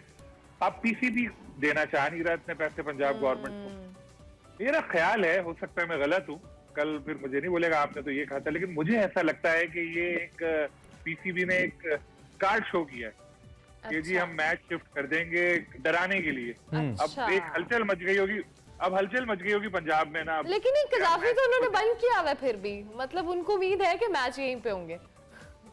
बिल्कुल, मैच होने भी वहीं चाहिए, क्योंकि कराची में मैं रह रहा हूँ, मैं देख रहा हूँ कि यहाँ इतना ज्यादा जोशो खरोश है नहीं, स्टेडियम आधे से ज्यादा खाली होता है, 10,000 9,000 लोग आ रहे होते हैं, तो आगे जाके अभी ये जो कोऑर्डिनेशन है ना क्रिकेट बोर्ड की, और शायद इस ग्राउंड पे कोई सोच नहीं रहा होगा, लेकिन मैं क्योंकि वो बार बार सियासत आ जाती है जहन में, और पाकिस्तान में शायद ऐसा होता भी है, ये कोऑर्डिनेशन इस वक्त PCB और पंजाब हुकूमत में ज्यादा अच्छी होनी चाहिए, क्योंकि it's about Mohsin Naqvi and Najam Sethi, and both were from the same organization in media. I mean Najam Sethi साहब मोहसिन नकवी साहब के चैनल पे काम कर रहे थे, तो कोऑर्डिनेशन तो ज्यादा अच्छी होनी चाहिए मेरे ख्याल में। इमरान, इसका मुझे इतना नहीं पता, मैं क्रिकेटिंग बात आपसे ये कहूंगा कि coordination they should have a good working relation, I think. PCB और पंजाब हुकूमत को एक ही पेज पे बिल्कुल होना चाहिए, और ये PSL है, उसके मैचेस सिर्फ 1 या 2 शहरों में नहीं होने चाहिए, कई शहरों में होने चाहिए। और जो सबसे इम्पोर्टेंट चीज है कि अगर आप वहाँ पैसे बचा रहे हैं इस तरह से, तो जो गेट मनी में नुकसान होगा आपको वो कहाँ जाएगा। तो मेरा ख्याल है कि आज जो फ्रेंचाइज है वो शायद इस चीज पे एग्री ना करें। दूसरा सबसे इम्पोर्टेंट बात यह है कि मुझे ये लग रहा है कि सिर्फ ये डराने के लिए वो डराया है कि आप कर लें अपने मामला ठीक, अदरवाइज फिर हम ये करेंगे। ठीक है सलीम खालिक साहब, हलचल मच चुकी होगी, लोग कोशिश कर रहे होंगे कि अभी मामला। अच्छा, अब ये जो कोयटा ग्लैडिएटर्स और आज इस्लामाबाद यूनाइटेड का मैच है, इस हवाले से भी बताएं। कोयटा ग्लैडिएटर्स कुछ अच्छे हालात नहीं है उनके पॉइंट्स टेबल पर भी और PSL में भी, तो आज इस्लामाबाद यूनाइटेड से उनका मुकाबला है। आपको लगता है कि कल इस्लामाबाद यूनाइटेड जीता है तो अब उसके बाद ये सूरत हाल किस तरफ जाएगी? देखिए, ग्लैडिएटर्स का तो ऐसा लग रहा है कि बिल्कुल कोई हथियार के बगैर में खेलने के लिए भेज दिया गया। उनकी परफॉर्मेंस ना सिर्फ इस सीजन, पहले भी जो पिछले 2-3 सीजन है बहुत खराब रही है और उनके लिए अब वापसी के बहुत कम मौके रह गए। जल्दी उनको कमबैक करना है, 1-2 मैच जीतने हैं, वरना फिर यही होगा कि 5वें-6ठे नंबर की टीम जो है वो बन जाएगी दोबारा। और डेफिनेटली सरफराज के जहन में भी ये बात होगी। आज का मैच उनका बड़ा तगड़ा है, इस्लामाबाद यूनाइटेड, आपने कल उनकी परफॉर्मेंस देख ही ली। लेकिन अगर आप ऑन पेपर देखें तो ग्लैडिएटर्स के पास भी प्लेयर्स ऐसे नहीं है कि जो क्लिक नहीं कर पा रहे। एक मैच में मार्टिन कैपिटल चले, उन्होंने जितवाया मैच, लेकिन दीगर प्लेयर्स को भी इसी तरह आगे परफॉर्म करना पड़ेगा। स्पिनर्स उनके अच्छा परफॉर्म नहीं कर पा रहे, तो कोयटा जीत सकती है। वरना आप देखें कि हसनैन है, नसीम है, जबरदस्त पेसर भी हैं, स्पिनर्स हैं। ठीक है, ये जो आपने क्राउड का पहले जिक्र किया ना, मेरी सुई वहां पे अटकी है। कराची का क्राउड इतना मायूस कुन हुआ नहीं है कभी, और आप तो अपने हर इंटरेक्शन में, और हम फील भी करते हैं कि ऐसा ही है कि कराची का क्राउड वैसे पुल नहीं हो रहा है। ये क्राउड न्यूजीलैंड के खिलाफ भी पुल नहीं हुआ, ये क्राउड इंग्लैंड के मैचेस के खिलाफ भी पुल नहीं हुआ, ये क्राउड अब लीग के मैचेस में भी पुल नहीं हो रहा। सो ये ओवरऑल डिसअपॉइंटमेंट है, क्योंकि अब मुझे याद है कि जब इंग्लैंड की हम बात करते थे तो वी यूज्ड टू से सिक्योरिटी कंसर्न्स हैं, सड़क टूटी हुई है, लोगों के आने में मसला है। क्या लोकेशन लोगों को बॉदर कर रही है, या वाकई ही लोगों का अब जहन ही नहीं मान रहा कि वो स्टेडियम में आए, पैसे खर्चें और मैच देखें? फाइनेंशियल कंडीशंस ऐसी नहीं है। मल्टीपल इश्यूज हैं इमरान, वन ऑफ देम उसमें यही है जो आपने बोला, फाइनेंशियल कंडीशन। देखिए, एक आध मैच में लोग आए, लाहौर का मैच था उसमें काफी लोग आए थे, और एक मैच ऐसा भी जब जो कराची में वाकया हुआ था उसके बाद लग रहा था शायद क्राउड डर गया, लेकिन उसके बाद एक मैच में काफी लोग आए थे। ओवरऑल अगर हम देखें तो मायूस कुन, एक आपने खुद बताया फाइनेंशियल कंडीशन, दूसरा है कि कराची में स्टेडियम के अतराफ में काफी ऐसा तामीराती काम भी हो रहा है, बिल्कुल करीब थोड़ा से पीछे, जिसकी वजह से ट्रैफिक का बहुत ज्यादा सलीम खालिक साहब, अगर लाहौर आएंगे तो यहाँ पे भी यही मसला है। वैसे तामीराती काम है, आधा लाहौर वैसे उखाड़ा हुआ है, और उसके बाद जो ट्रैफिक का निजाम है वो भी हमारे सामने ही है। एक और इशू है बड़ा, क्या? टिकट की कीमत भी बहुत ज्यादा है। अब 1000 रुपए जो है जनरल एनक्लोजर की टिकट है, कोई एक आएगी फैमिली तो जाहिर है 4-5 लोगों की होगी, 5000 के टिकट लिए, 2-3 हजार किराए पे लगाए, 2-3 हजार खाए, तो वो 10-12 हजार। वैसे सेठी साहब का क्लिप हमने देखा था, वो कह रहे थे कि हम स्टूडेंट को बेफॉर्म दिखाने पे 18 साल से कम जो हैं उनको हम टिकट हाफ कर देंगे, लेकिन अब नॉट श्योर कि इंप्लीमेंट हुए नहीं। खैर सलीम साहब, थैंक यू वेरी मच, खत्म हो गया, बहुत शुक्रिया, आपने अपनी राय का इजहार किया। सलीम खालिक साहब सीनियर साफी और तज्जियाकार बता रहे थे, क्रिकेट के हवाले से बात कर रहे थे। टिकट शायद प्राइस ज्यादा है, इस वजह से लोग नहीं आ रहे। अभी हम ब्रेक लेंगे, ब्रेक के बाद वापस आएंगे, आप देखते रहिए एक्सप्रेसो। बढ़ेंगे आगे और इकोनॉमी के हवाले से, बिल्कुल इकोनॉमी के हवाले से बात करना बहुत जरूरी है। One of the most important topics, Pakistan और IMF के दरमियान इस वक्त जो स्टाफ लेवल मुआहिदा है, इसके मामले पर पाकिस्तान को मुख्तलिफ पेशगी इक़दाम करने पड़ रहे हैं, दबाव पाकिस्तान पर बढ़ रहा है। जरा ये कहते हैं कि IMF ने सख्त मॉनिटरी पॉलिसी का भी मुतालबा किया है। मॉनिटरी पॉलिसी सख्त करने से जो शरह सूद है वो मजीद बढ़ेगी, जो already highest in the history है, और IMF का जो महंगाई के हिसाब से मॉनिटरी पॉलिसी है, इसमें सख्ती के लिए इस वक्त दबाव मौजूद है। अभी तक तो ये बहाली नहीं हो पाई है, मगर सख्त शराइत मुकम्मल होने के बाद मुल्क में जो महंगाई है वो मुंह जोर सुनामी की तरह है। ऐसा है कि एक तंदूर है, एक अलाव है, जिसमें अवाम को जलने के लिए फेंक दिया गया है। बिल्कुल, और अवाम को अपनी जान के लाले पड़े हैं, गरीब हुक्मरानों को दुहाइयां देने पर मजबूर हैं। IMF ने हुकूमत से मुतालबा किया है कि अमीर तबके को जो दी गई सब्सिडी है वो वापस ली जाए और उनसे टैक्स वसूल किए जाए, जबकि गरीब और आम आदमी को टारगेटेड सब्सिडी दी जाए। अवाम की ये दुहाइयाँ IMF के ऐवान तक पहुँच गई हैं, मगर हुक्मरानों तक अभी तक नहीं पहुँची हैं, और अवाम को महंगाई मजीद बढ़ाने के लिए खबरदार किया जा रहा है। अलबत्ता आज वफाकी काबीना ने जी कुफायत शुआरी मुहिम है उसकी मंजूरी दे दी है। वज़ीर आज़म साहब ने ऐलान किया था कि 2 साल तक जो वुज़रा है, मशीर है और मुआवनीन है, तनख्वाहें और मरात नहीं लेंगे, गैस, पानी और बिजली के बिल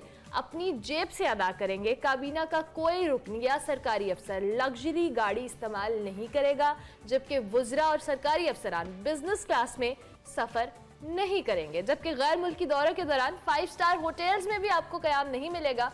इससे पहले जी हुकूमत ने तवानाई बचत का ऐलान किया था, मगर उस पर मुकम्मल अमल दरामद तो नहीं हुआ।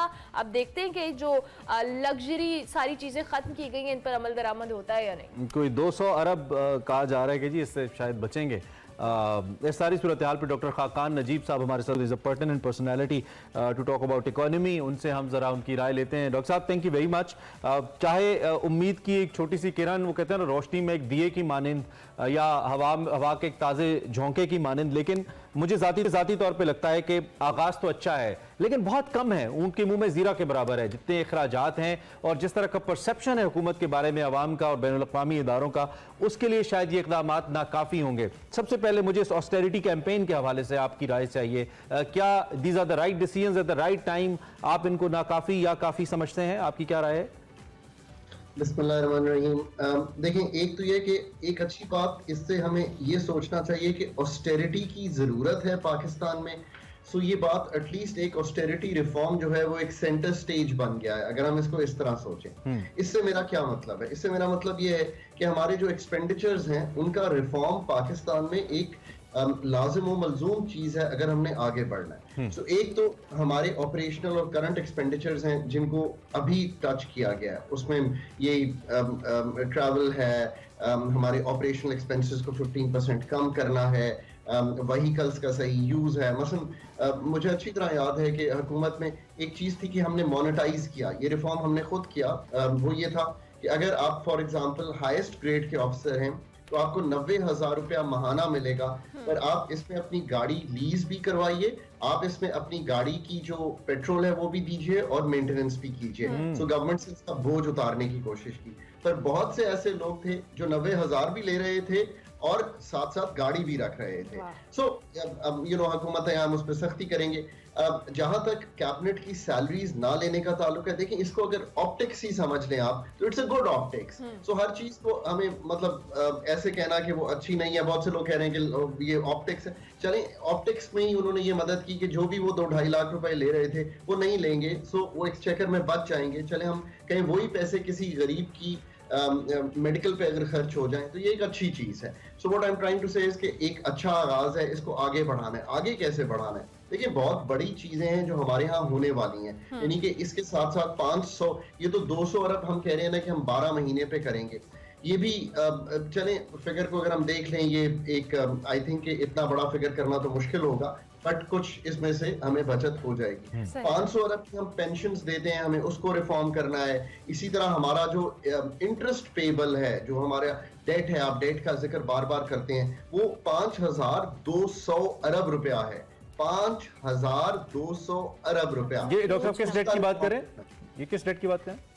सो एक आपका डेट है ओवरऑल मुल्क का, अच्छा, उसका हर साल एक मार्कअप जाता है और कुछ डेट वापस होता है। सो जो लोकल मार्कअप है वो मेरा ख्याल है तकरीबन 4,600 अरब है, और जो अगर फॉरेन भी हम डाल लें तो ये 5,200 अरब है। सो अब जरूरत इस चीज की है कि इसमें से हमें डेट की रीप्रोफाइलिंग और हमें सोचना है कि इसको हमें कैसे आगे लेके चलना है। इसी तरह हमारा जो डेवलपमेंटल बजट है वो तकरीबन 500 से 700 अरब है, पर हम कई ऐसे काम फेडरल लेवल पे करते हैं, या नालियां बनाना, जो कि फेडरल के काम नहीं है, ये तो डिस्ट्रिक्ट और प्रोविंशियल लेवल के काम है।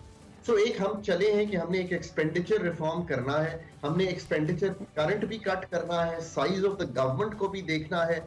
अगर ये काम आगे बढ़ना शुरू हो जाए तो ये एक खुशाइन बात है, मैं इसको इस तरह देखता हूँ। ठीक हो गया, एक अच्छी बात है, लेकिन इस पे मजीद आगे जाने की जरूरत है। सर, हुकूमत और IMF के दरमियान जो मुज़ाकरात थे 15 दिन से ज़ायद होने वाले हैं, और इसके बाद भी इतलात आई हैं कि कुछ वर्चुअल मुज़ाकरात भी हुए हैं, लेकिन अभी तक जो स्टाफ लेवल मुआहदा है वो नहीं हुआ। दूसरी जानिब IMF ने दीगर जो कहा है कि जो आपने टारगेटेड सब्सिडी है उस पर फोकस करें, जो अमीर लोग हैं उन पे जो सब्सिडी दी गई है उसको ख़त्म किया जाए। ये एक बहुत जेन्युइन किस्म का कंसर्न है IMF का, और ये आप जैसे बहुत सारे एक्सपर्ट्स बार बार इस बात पे फोकस करते आ रहे हैं। So how do you see कि ये जो मुज़ाकरात हैं और जो मुआहदा है स्टाफ लेवल, वो किस हद तक मजीद डिले हो सकता है, और इसके बाद क्या सूरत हाल होगी? मैं जब भी आपके पास बात करने के लिए आया हूँ, मैंने हमेशा कहा है कि IMF ही आपका सेवियर है। मैं इसकी मिसाल इस तरह देता हूँ कि आप you are inching towards staff level agreement with the fund. तो आप ये देखिए कि चाइना ने आपके $700 मिलियन जो 3 माह पहले वापस गए थे वो रीफाइनेंस करने के लिए कह दिया है।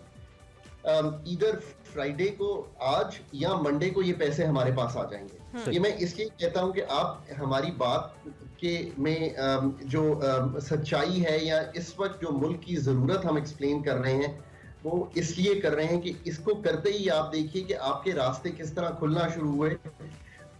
अगर ये हो जाए तो आपके रिजर्व्स का बिल्डअप शुरू हो जाएगा। अब हम खड़े कहाँ हैं? मैं तो किसी सूरत में पहले 3 नवंबर को करना चाहिए था स्टाफ लेवल एग्रीमेंट, जब वो टीम को बुलाना चाहिए था। अब आज आपसे हम बात कर रहे हैं और हम 24 फरवरी को खड़े हैं। हमें आज भी स्टाफ लेवल एग्रीमेंट करने के लिए, और ये मतलब आसान समझना है, कीमतों में रद्दोबदल करना है, मॉनेटरी पॉलिसी को टाइटन करना है।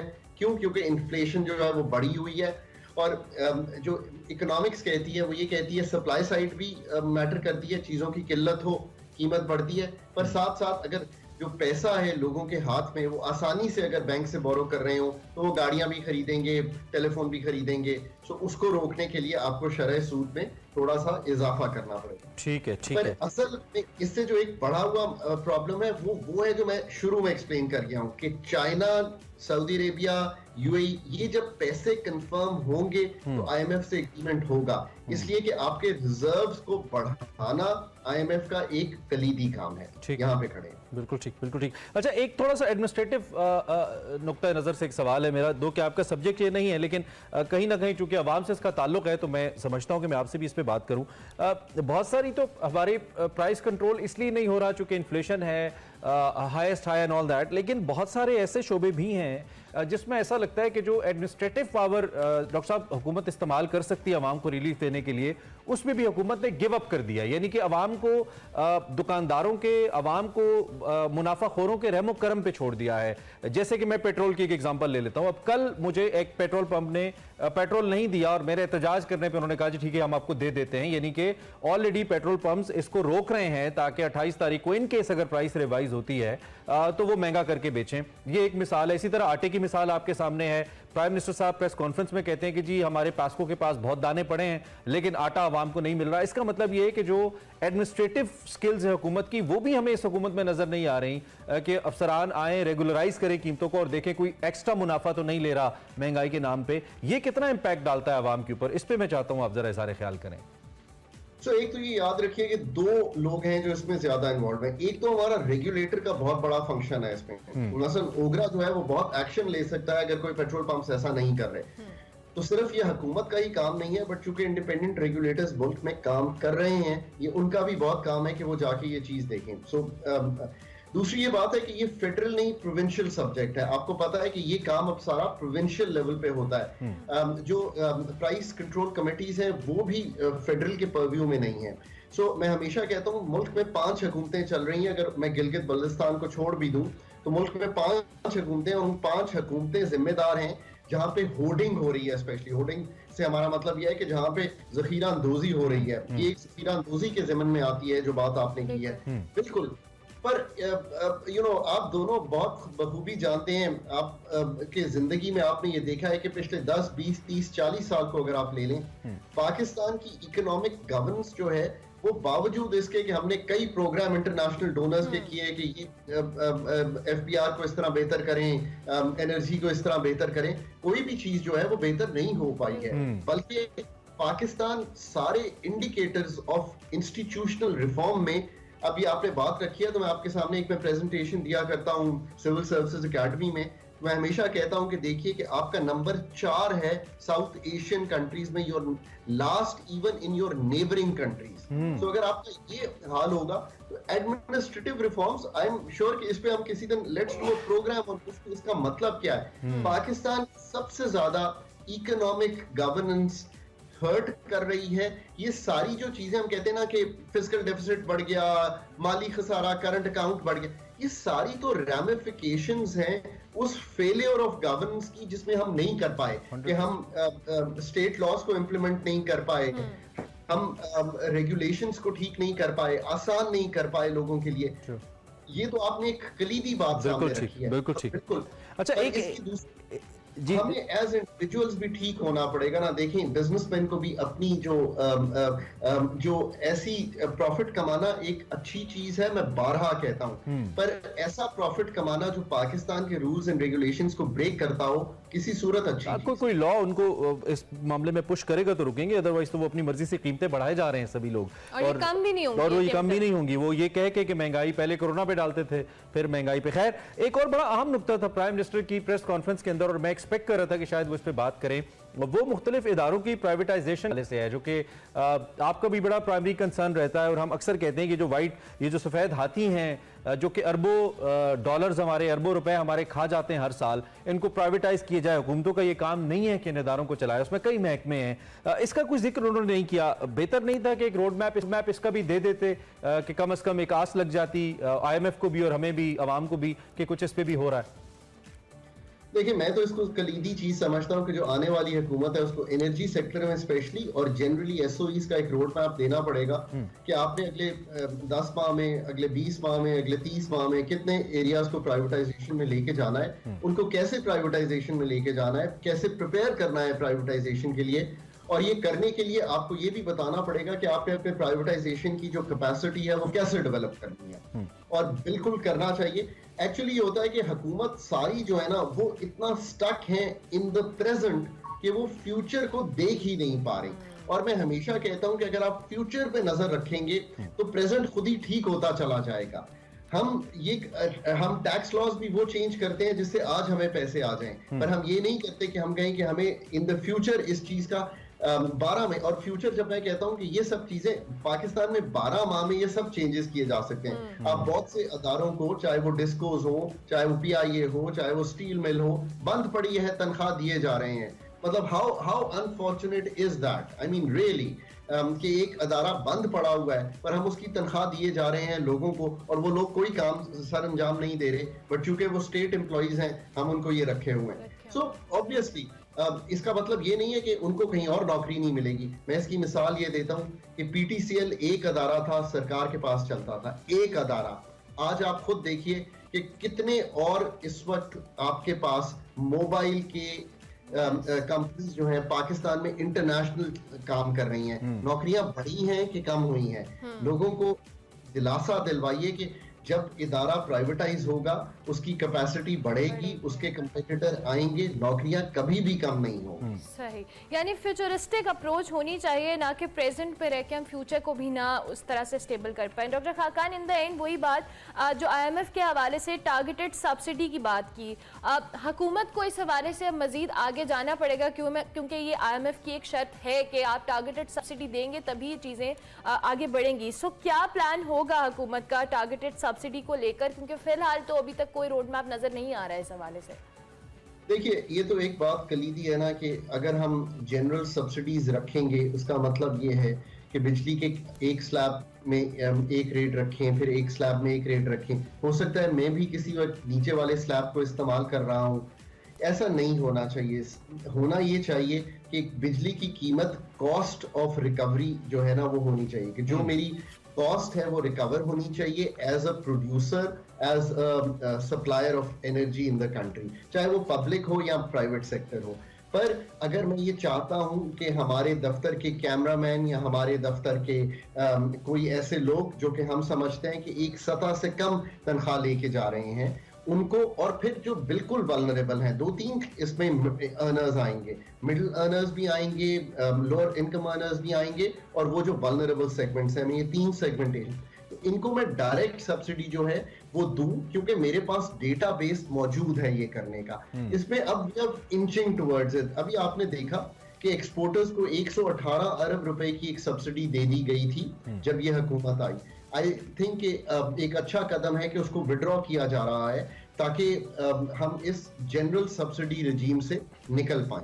और चूंकि एक एलीट कैप्चर तो हर मुल्क में होता है, पाकिस्तान में ज्यादा है, इसलिए they are able to capture and to come to my office and influence me. ऐसा नहीं होना चाहिए और हम उस तरफ जा रहे हैं, ये एक अच्छी चीज है। Right. Doctor Khaqan Najeeb, thank you very much, it's pleasure talking to you. बहुत शुक्रिया, आप तशरीफ लाए, अपनी एक्सपर्ट ओपिनियन हमारे सामने रखी। पाकिस्तान की मईशत के चैलेंजेस, उसमें सोल्यूशंस के लिए क्या ऑप्शंस मौजूद है, इस पर हम बात कर रहे थे। ब्रेक लेते हैं, ब्रेक के बाद आप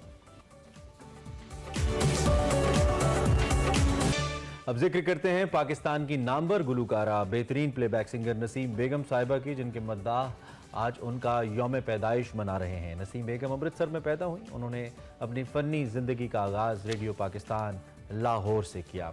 फिल्म इंडस्ट्री में नसीम बेगम को उस वक्त के फिल्मी मौसीकार शहरयार ने मुतारिफ़ कराया।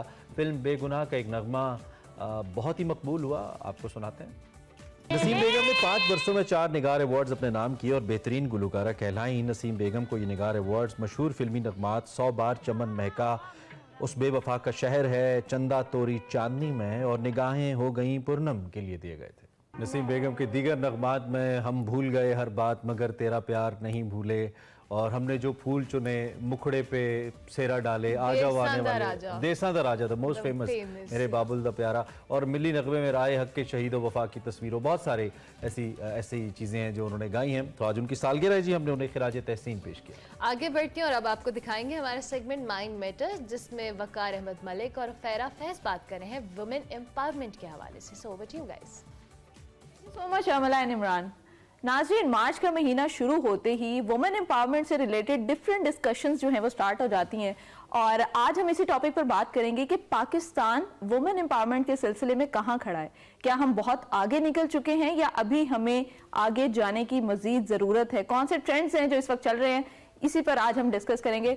वकार साहब, मुझे सबसे पहले ये बताएं कि वुमेन एम्पावरमेंट बेसिकली है क्या? मुझे लगता है कि हम उसकी सही डेफिनेशन भी नहीं पहचान पाए। सही बात। अब बात यह है कि जिस तरह आप इंसान के हवाले से हम कहते हैं ना कि इंसान जो है वो तमाम स्पीशीज से इसलिए मुख्तलिफ है क्योंकि वो अवेयरनेस रखता है। ठीक है, अवेयरनेस जो है यानी वो शीशे में अपने आप को पहचानता है, वो अवेयर है अपने आप से।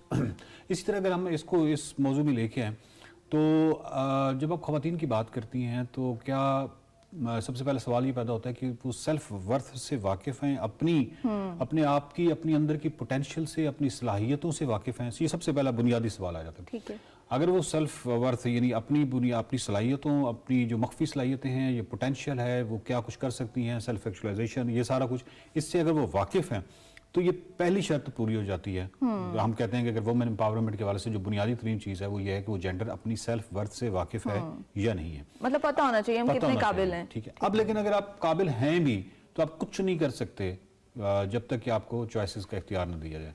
तो ये दूसरी सतह है कि जहाँ पे आपको चॉइसेस का क्या इख्तियार हासिल है या नहीं है। यानी आप पहली सतह पे तो जान गए कि मेरे अंदर सलाहियतें हैं।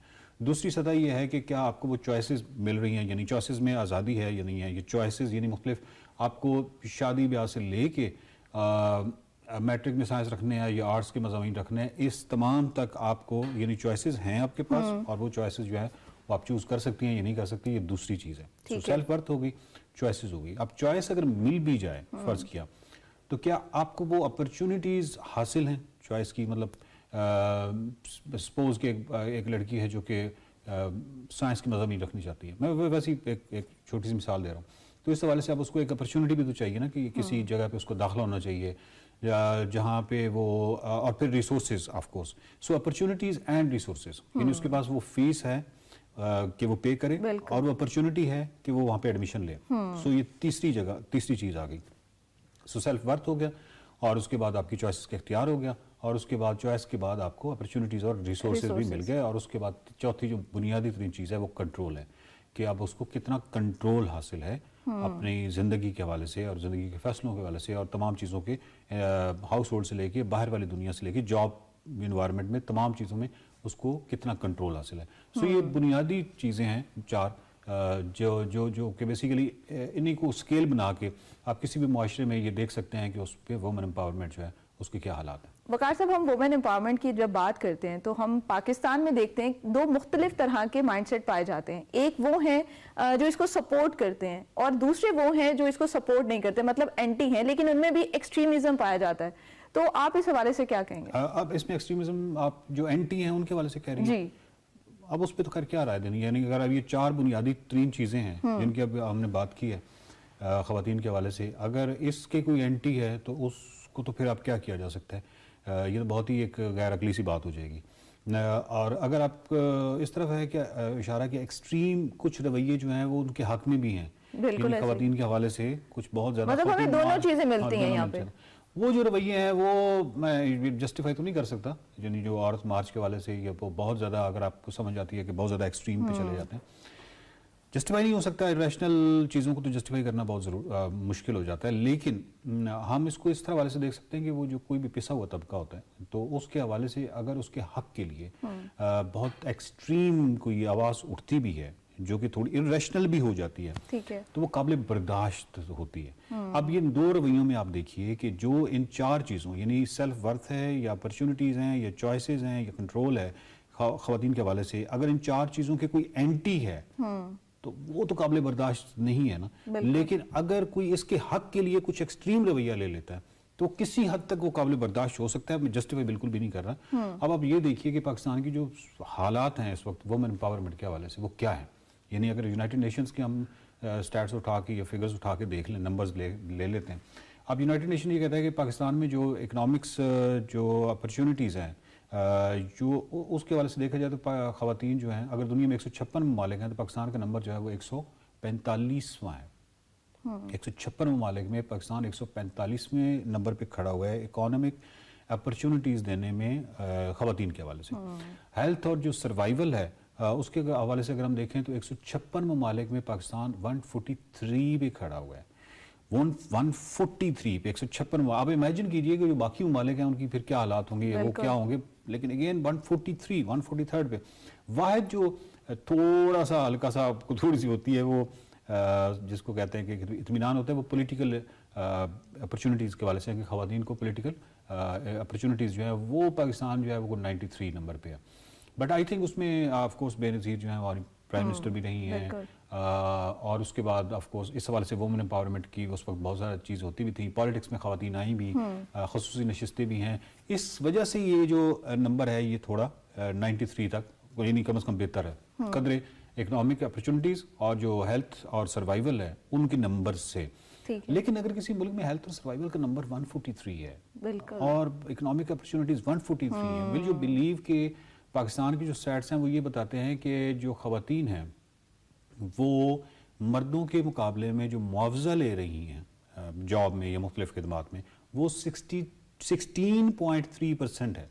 16.3% है मेन के मुकाबले में उनकी जो वो उनको जो मुआवजा दिया जाता है। अब हम इमेजिन कीजिए ना कि अब ये जो स्टैट्स हैं ये होश रुबा किस्म की और खौफनाक है।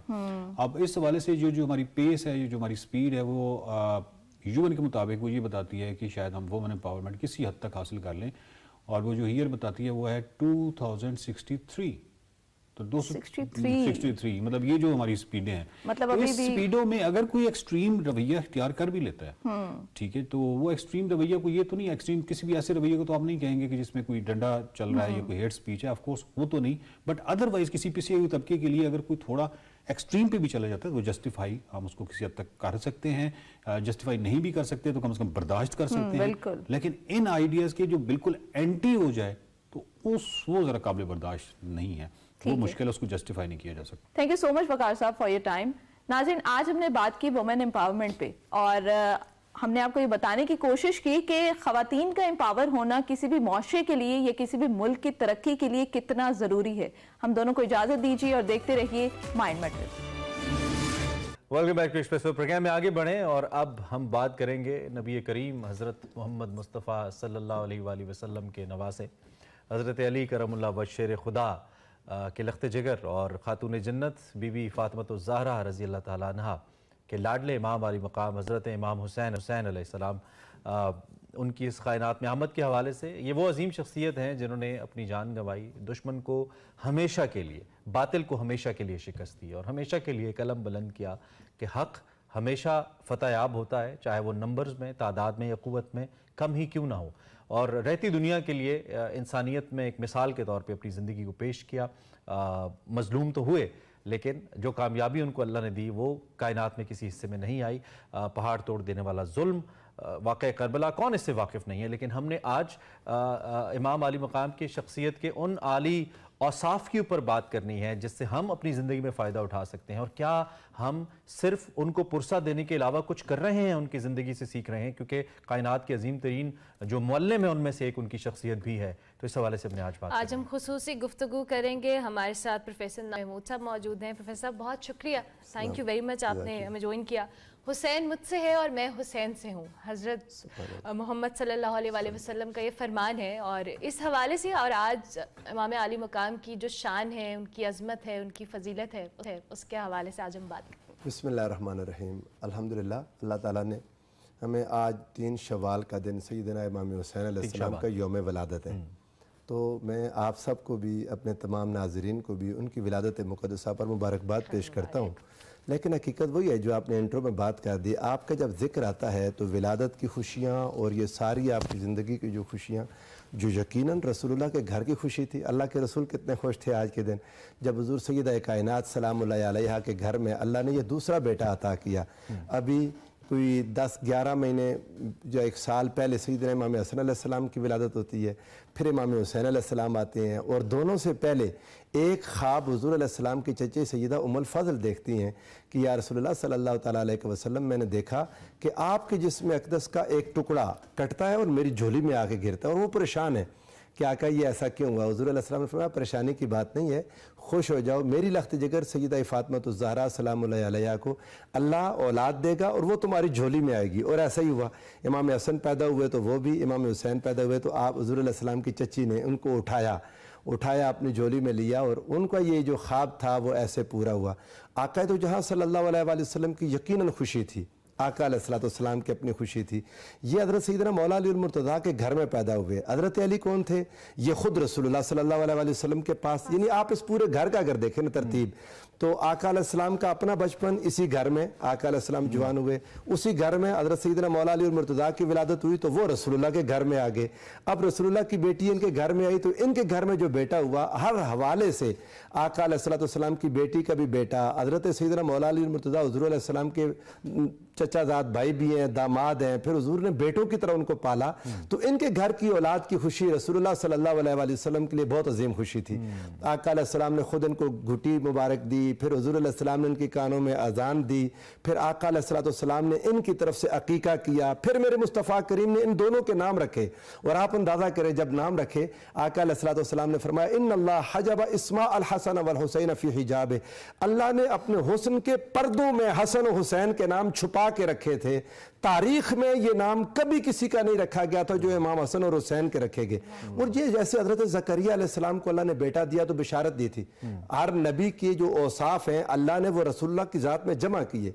उनके बेटे का नाम अल्लाह ने आसमान से रखा था, इस्मुहु यहया लम नजअल लहू मिन क़ब्ल समिया, क्या ज़करिया आपका बेटा, उसका नाम यहया है, ये नाम कभी आपने नहीं सुना होगा, किसी ने नहीं सुना होगा, अल्लाह ने नाम रखा था। सो रसूलुल्लाह के घर में बेटे हों तो कैसे मुमकिन है कि उनका कोई ज़मीनी नाम हो। अल्लाह ने आसमान में छुपा के रसूलुल्लाह के बेटों के नाम रखे थे।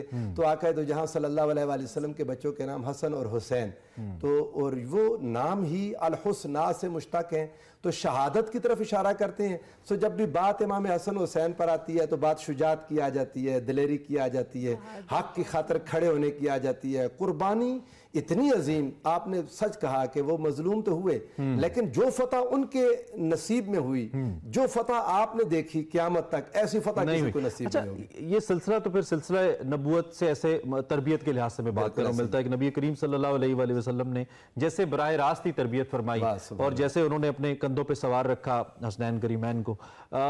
हम अगर कुछ बुनियादी औसाफ की बात करें उनकी शख्सियत की, क्योंकि बहुत सारे हम मुसलमानों को एक ही पहलू बतौर एक वॉरियर के हम उन्हें जानते हैं, लेकिन बतौर मुअल्लिम बहुत सारी ऐसे औसाफ हैं और असनाफ हैं जिनके बारे में जानना बहुत ज़रूरी है। ज़ाहिर बात है नबी करीम सल्लल्लाहु अलैहि वसल्लम की तरबियत मुबारका, हज़रत अली करमुल्लाह वजह और वालिदा फिर फातिमा जैसी, फातिमा तो ज़हरा जैसी। तो मैं चाहता हूँ कि वो तरबियत के जो कुछ बुनियादी औसाफ हैं इमाम वाली मकाम के, सैयदना इमाम हुसैन अलैहिस्सलाम की ज़िंदगी को देखें तो वाक़अतन वो जो लक़द काना लकुम फ़ी रसूलिल्लाहि उस्वतुन हसना, आका अलैहिस्सलाम के उस्वा को अल्लाह ने उस्वा कामिला और उस्वा हसना बनाया, तो उसका परताव हसन और हुसैन है। यानी हसन और हुसैन आप जितने औसाफ नबी करीम अलैहिस्सलाम की ज़ात बाबरकात में हैं उनकी झलक इन दोनों शख्सियात में देखते हैं, ज़ाहिरी शक्ल सूरत में भी और बातिन की सीरत में भी। वो सारे औसाफ अल्लाह ने आप में मुंतकिल किए। नबुव्वत तो चूंकि ख़त्म हो चुकी थी, सो विलायत और इमामत मुंतकिल कर दी और क़यामत तक आने वाले औलिया को इनके दर का मोहताज कर दिया। इमाम हसन हुसैन को आप देखें तो औसाफ में भाइयों की आपस की मोहब्बत, अपनी बहनों के साथ इनकी मोहब्बत, अपने घर में अपने वालिदैन के साथ अपनी पूरा ताल्लुक, और वो खूबियाँ जो है किसी अच्छे बेटे में हो सकती हैं, किसी अच्छे भाई की सारी खूबियाँ, अच्छे खावन की खूबियाँ, अच्छे बाप की खूबियाँ, आप पूरा का पूरा पढ़ते चले जाएं। जैसे रसूलुल्लाह सल्लल्लाहु अलैहि वसल्लम के हवाले से जब पूछा गया सईदा आयशा सिद्दीक़ा रज़ियल्लाहु तआला अन्हा से, उम्मुल मोमिनीन से, तो कि आका अलैहिस्सलाम के अखलाक कैसे थे, तो उन्होंने जवाब एक ही दिया, काना खुलुकुहुल कुरान, रसूलुल्लाह का अखलाक कुरान था। हसन और हुसैन का अखलाक पूछें तो रसूलुल्लाह का अखलाक हसन और हुसैन का अखलाक था। यानी हुजूर अलैहिस्सलाम के अखलाक की झलक आप में नजर आती है। और फिर एक तो दादा और नाना से जो चीज़ें मुंतकिल हो जाती है ना, एक नेचुरली आप देखें कोई चीज़ें वो होती हैं जो माँ बाप से औलाद को मुंतकिल होती हैं। आज कल नफ्सियात वाले जिन चीज़ों को देख रहे हैं, सैयदा कायनात, फिर आपकी दादी हज़रत नानी सईदा खदीजतुल कुबरा, फिर आपके दादा सईदना अबू तालिब और आपकी दादी सईदा फातिमा, फिर आपके वालिद, फिर आपकी वालिदा। ये औसाफ जिन हस्तियों में इकट्ठे हो गए हसन और हुसैन में, कमाल है, कमाल है। इन औसाफ की फिर वो ज़कात थी, करबला कह लें, इन औसाफ की ज़कात थी। इतने औसाफ जब अल्लाह दे दे तो काम बहुत बड़ा लेता है। जब इतने औसाफ इकट्ठे हो जाएं तो फिर वही आपने कहा ना, एक जंगजू मुजाहिद के तौर पर सामने आते हैं। तो आते भी क्यों ना, क़यामत तक जुल्म के सामने खड़े होने का इस्तिआरा हुसैन अकेले बन गए। यानी आपके मुकाबले आने वाला वो यजीद, वो नमरूद और वो फिरौन की उस लाइन में खड़ा हो गया, और इमाम हुसैन उस कितार में जिसमें कभी हजरत इब्राहिम अलैहिस्सलाम थे, कभी मूसा अलैहिस्सलाम थे, कभी ईसा अलैहिस्सलाम थे, कभी खुद रसूल खुदा सल्लल्लाहु अलैहि वसल्लम है, और मौलाए कायनात है, फिर इमाम हुसैन, और क़यामत के पास जाके इन्हीं का बेटा इमाम महदी अलैहिस्सलाम होंगे।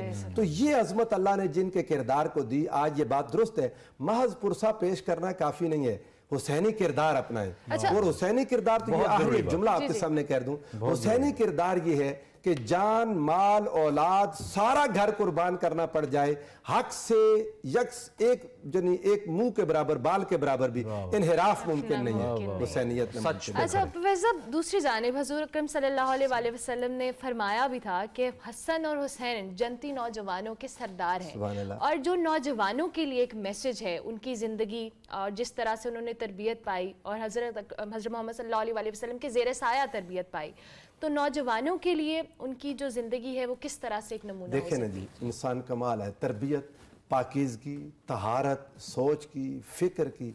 अपने नाना हुज़ूर रहमत कौनैन सल्लल्लाहु अलैहि वसल्लम की सुन्नत को, आका के दीन को कायम करने के लिए जो कुर्बानी उन्होंने दे दी, आज के नौजवान के लिए एक सबक है, पाकीज़ा नौजवानी, पाकीज़ा ज़िंदगी। वो आपके बेटे सैयदना अली अकबर से सीखें। किसी ने बचपन सीखना हो तो आपके बेटे सैयदना अली असगर से देखें। बेटियों के साथ प्यार देखना हो तो सैयदा सुकैना के साथ आपकी मोहब्बत देखें। बहनों की इज़्ज़त और एहतराम देखनी हो तो जो आप सैयदा ज़ैनब के साथ मोहब्बत प्यार करते थे उसको देखें। आपके बेटे सैयदना इमाम ज़ैनुल आबिदीन को देखें। ये तरबियत है कि सारा सारा दिन, सारी सारी रात आप इबादत में, ज़िक्र व अज़कार में, मुजाहदा में, मुराक़बा में, मुशाहदा में, यानी इतनी पाकीज़ा ज़िंदगी जो रसूल अकरम सल्लल्लाहु अलैहि वसल्लम की ज़िंदगी का परतो है। आज अगर हम इमाम हसन और हुसैन अलैहिस्सलाम से मोहब्बत करते हैं और इस मोहब्बत का दावा करते हैं तो ज़िंदगी में पाकीज़गी लानी पड़ेगी। अपने अखलाक में, अपने किरदार में, अपनी सोच और फ़िक्र में पाकीज़गी, हुस्न लाना पड़ेगा। हसन और हुसैन दोनों हुस्न से है ना, अल हुस्ना से। ये हुस्न किरदार में, अखलाक में, सोच में, फिक्र में, अपनी तन्हाइयों को वो पाकीज़गी देनी होगी कि जिसमें हम इमाम हसन और हुसैन अलैहिस्सलाम से जुड़ सके, इनकी ज़ातों के साथ जुड़ना, ये तन्हाई की बिल्कुल आखिर में ये जो एक्सट्रीमिज्म पे मैं ज़रूर आपकी राय लेता हूँ, और अपनी औलाद को कुर्बान कर देना और हक बात की खातिर, और फिर उसके बावजूद कोई ऐसी बात ना करना जिससे इंसानियत कहीं पे तकरीबकारी सीखे, इंतहा पसंदी सीखे। ये इस जैसा मैसेज कोई हो नहीं सकता। क्या बात है। और ये वही तरबियत है जो आपने ऊपर उनके खानदान की पूरी पीढ़ी गिनवाई के। ज़बरदस्त आपने बात कर दी, यकीन जाने जितना अप्रिशिएट करूँ कम है। इमाम हुसैन अलैहिस्सलाम ने किया क्या, अब सामने कलमा गो लोग थे ना, कलमा पढ़ते थे, नमाज़ें भी पढ़ रहे थे। इमाम हुसैन समझते थे कि ये कलमा पढ़ के रसूलुल्लाह सल्लल्लाहु अलैहि वसल्लम के विसाल मुबारक को अभी सिर्फ 50-51 ईयर्स हुए हैं, ये तो दीन को बदल देंगे। इमाम हुसैन उनके खिलाफ तलवार लेकर खड़े हो जाएं, मुमकिन नहीं था कि उम्मत को इतने बड़े इम्तिहान में डालना। अपने सारे बच्चों को करबला के मैदान में खड़ा करके इतनी बड़ी दीवार खींच दी कि वो हुक्मरान तबका जिन्होंने आपको शहीद किया और कब्जा कर लिया था रिसालत माप के मेंबर पर, वो जो मर्जी करते रहे, हुजूर के दीन में दाखिल कुछ नहीं कर सके, आका अलैहिस्सलाम के दीन में मिलावट नहीं कर सके। रसूलुल्लाह का खालिस, वो कहना चाहिए कि अपने अपने पाक खून से एक ऐसी लाइन खींच दी कि उसको फिर उसके बाद कोई क्रॉस नहीं कर पाया। कोई बंदा रसूलुल्लाह के दीन में मिलावट नहीं कर सका, खालिस दीन हम तक पहुंचाया तो हुसैन की कुर्बानी के साथ। ऐसा लगता है कि वो खून फिर इस्लाम के लिए लाजिम बहुत जरूरी था, बहुत जरूरी था। बहुत शुक्रिया आपका, थैंक यू वेरी मच। ऐसा जिक्र है, एक माहौल सिलसिला जुड़ जाता है, जी चाहता है कि हम बात करते रहें। उसवा और सीरत को अपनाना बहुत ज़रूरी है, सीरत हुसैनी अपनाना सबसे ज़्यादा ज़रूरी है। बाकी तो आपका अमल है, आप जैसे पेश करते हैं उनके हुजूर, वो बहुत ज़रूरी है। आज के दिन जुम्मा है, दुरूद शरीफ का एहतमाम ज़्यादा से ज़्यादा कीजिए। अल्लाह हम सब पे अपनी रहमत और बरकतें फरमाए। ब्रेक लेते हैं।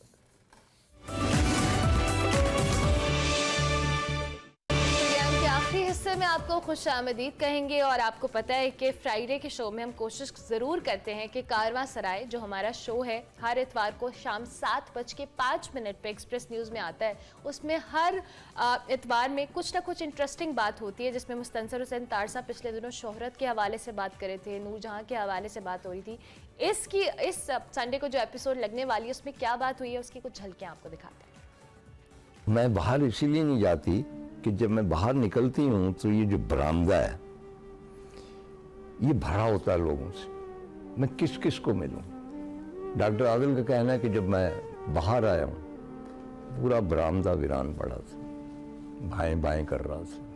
ये सब फैंटेसी सुरैया के ज़हन में चल रही थी कि अभी तक वो सब लोग मौजूद थे।